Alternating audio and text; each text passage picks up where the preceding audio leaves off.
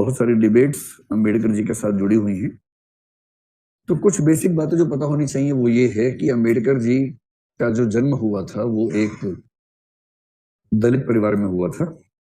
और मैंने आपसे कई बार कहा कि हम जिस बैकग्राउंड में होते हैं तब हमें वो चीजें ठीक से समझ में आती हैं, जब तक हम किसी बैकग्राउंड में ना हो तब तक समझना मुश्किल है। आपने सुना होगा एक जाति है महाराष्ट्र में महार नाम की, उस जाति से उनका संबंध था। तो अम्बेडकर के जीवन की एक बात यह है कि 14 संतानें इनके माता पिता की थी, ये उनमें से अंतिम बच्चे थे और पूरे खानदान में अकेला पढ़ने वाला बच्चा जिसको स्कूल जाने का मौका मिला, ऐसा परिवार था। इनके जो पेरेंट्स थे, 4 पेरेंट्स थे, वो ब्रिटिश ईस्ट इंडिया कंपनी में सैनिक हुआ करते थे। 4 पेरेंट्स मतलब पूर्वज। और जो इनके फादर थे, पिता थे, वो ब्रिटिश इंडियन आर्मी में एक सूबेदार रैंक के व्यक्ति थे। और क्योंकि वो सूबेदार रैंक के व्यक्ति थे इसलिए इनको थोड़े से बेनिफिट्स मिल गए जो इनकी जाति या इनके समाज के व्यक्तियों को सामान्यतः नहीं मिलते थे। तो इसका फायदा ये हुआ कि अम्बेडकर जी को पढ़ाई का मौका मिल गया और वो एक स्कूल में पढ़ने लगे। मतलब जिस समय वो स्कूल में पढ़ रहे थे उस समय पूरे स्कूल में अकेला दलित बच्चा यही था, भीमराव जिसका नाम था। अम्बेडकर नाम तो बाद में पढ़ा, उनके गांव के नाम से पड़ गया। तो उन्होंने लिखा है, एक आत्मकथा लिखी जिसको हिंदी में कहते हैं मैं कैसे बना, मी कसा भालू, मराठी में आत्मकथा है जिसमें ये सब लिखा है। तो स्कूल में एंट्री तो मिल गई पर स्कूल में बाकी बच्चों के बराबर अधिकार इनको नहीं थे।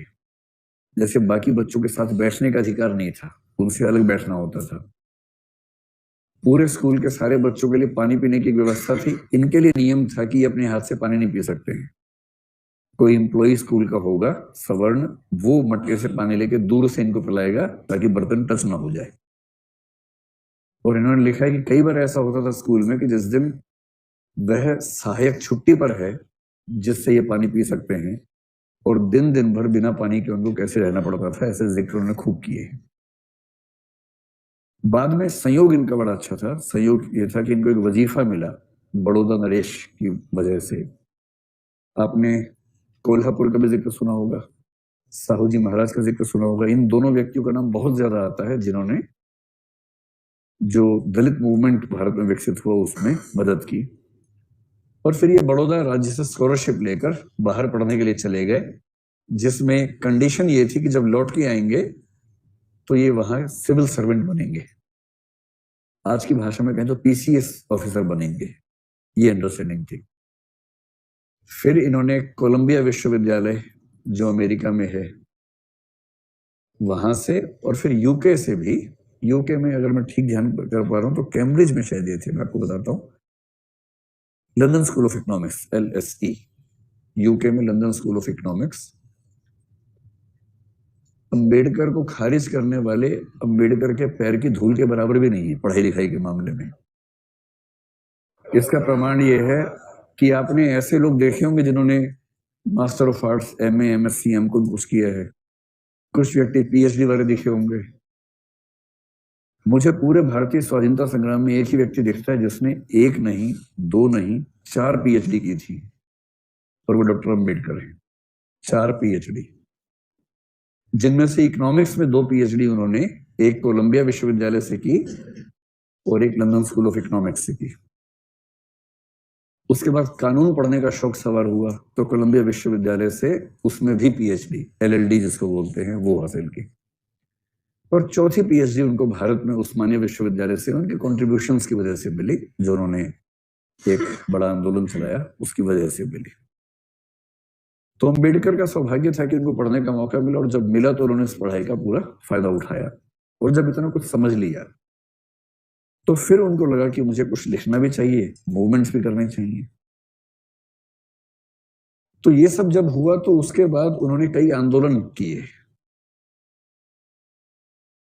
उनके स्कूल के अनुभव तो आप जानते ही हैं कि पानी भी पीना है तो कोई होना चाहिए वरना पानी मिलेगा नहीं पीने को।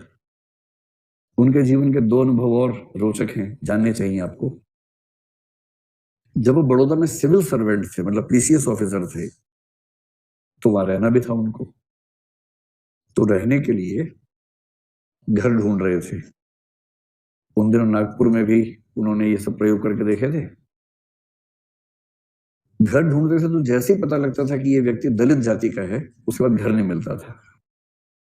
मतलब कहने की बात है कि स्वाधीन भारत है, आधुनिक भारत है, बड़े शहरों में ऐसा नहीं होता है। 21वीं सदी में भी दिल्ली के मुखर्जी नगर में ऐसा होता है। आपको पता नहीं इस बात का आइडिया है या नहीं। बहुत सारे बच्चों को रूम इसलिए नहीं मिलता है कि वो मुसलमान हैं या किसी और धर्म के हैं। बहुत सारे बच्चों को तो इसलिए नहीं मिलता कि हरियाणा के हैं। मैं तो खुद वहां से हूँ।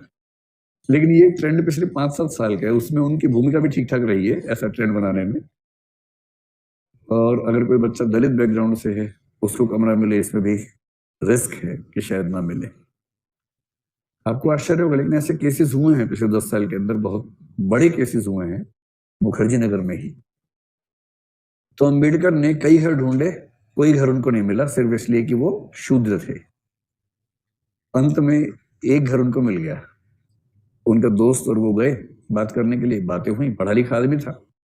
मकान मालिक ने पूछने की जरूरत ही नहीं समझी कि आप किस जाति से हैं। इन्होंने बताया नहीं। ये क्यों बताया?